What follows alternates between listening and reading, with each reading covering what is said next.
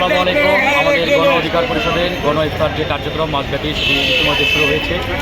আজকে তৃতীয় দিনের মতো আমাদের গণ ইফতার কার্যক্রম চলছে। বিগত সময়ে আমরা প্রত্যেকটা রোজাতেই আমাদের গণ ইফতার কার্যক্রম আমরা সম্পূর্ণ করেছি 30 দিন ব্যাপী।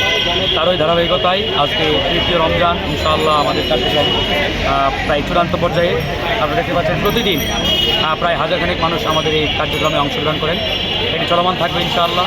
গণ অধিকার পরিষদ শুধুমাত্র তার রাজনৈতিক কার্যক্রমের মধ্যে সীমাবদ্ধ নয়, সামাজিক, মানবিক এবং বিভিন্ন ধরনের কল্যাণমূলক কার্যক্রমের মাধ্যমে গণ অধিকার পরিষদ কিন্তু জনগণের দ্বার প্রান্তে পৌঁছে গেছে হাঁটি হাঁটি পাপা করে।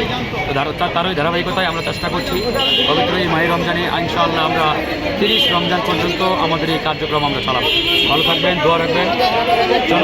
আমাদের প্রত্যেক দিন প্রায় এখানে কি পরিমাণ লোকের ইফতারি আয়োজন করা হয়? এটা আসলে ফিক্স না, এক একদিন এক এক রকম।